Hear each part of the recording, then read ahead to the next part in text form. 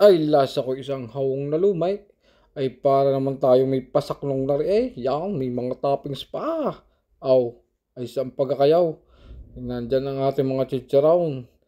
Aw, tapos aray, ginayat ko na rin haw ang kikiam.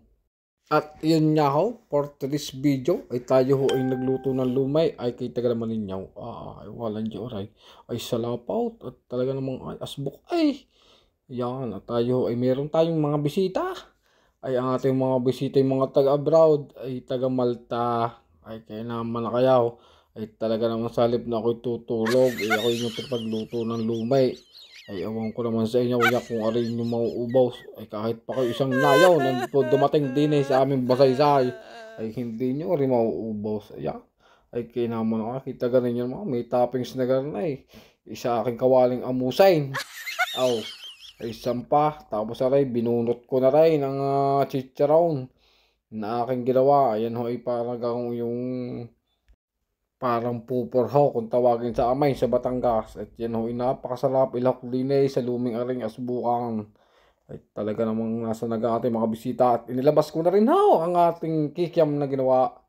At yan ho talagang yan ay pinagka pirot-pirot ko pa at nang lumasa ang ating kikiam. Yan ho ang mga toppings ho na ating luming Batangas.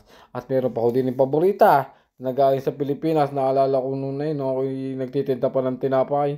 At ako ay doon pa natulog sa paredriya. Ay talaga naman hong kan ay tagapaggawa ko, tagapagbubo ng mga pandesal, yung mga munay, at saka yung mga paborita hong yan. At aring nga aking ginayat na ang kikiam. At nang aring pagdating ng bisita, basta na lang akong dadakmain, ay di pag ay, ewan ko naman sa inyo, pag aring naubos ninyo sa damay, ay ari pang isang nayon, ay aking nilutong ari. Basta, lamunin nyo rin ang lamunin, kaya baga kayo, kayo nagpaluto sa akin eh, di aking nilutuan kayo ng maraming maramay, aw. Ang kikiam ay, ginagayat ko kung talaga naman ko eh, kaya sang. Tapos ang gitna ay malambot-lambot ay talaga namang sasarap na rin. Ay talagang pagka kayo napunta ng Batangas, lagi yung inyong hahanapin ay yung mga lumay sigurado. Dahil lagi sasabi sa inyo, ano kang pinaka-special din ay sa Batangas? Ay di kay lumi nga ho, ay di aray. Kaya yung mga taga Malta, hindi ko alam mga taga San Juan, yung mga taga Maynila ho ata mga yun. Kaya naman nag-request sa akin ng lumay. Ay di ating ipagluluto. Alam niyo naman ninyo si Kapater, na may sunod-sunuran eh. At yan nga ho, naghahayin ako ang ating ilaw ng tahanan, aking asawa. At sabi nga ay amuray, ay sa dami niyan. Ay pag yan inaubos ni Jow, ay siguradong BK lang inyong mga tiyan. Ay kompleto yan. Aring ang paboritang ari ay durog ng iba eh. Kaya naman arata ay nung kabilang buwan pa eh. Padala rin sa akin ng inay. Ay nasa ng ating mga bisita. Ayaw! At dumating na nga akong ating mga bisita. Aba ay, walang di. Ay kagwapings ay pala na rin. Ari palang aking pakakainin ng luming ari gwapo din. Ay kasarap niya. Sige ay bahala na kayo diyan. Dulog na kayo. Ay inyong uubusin ha. Sa isa sandaw. At inyong damihan na inyong sinandaw at nang wag na kayong babalik.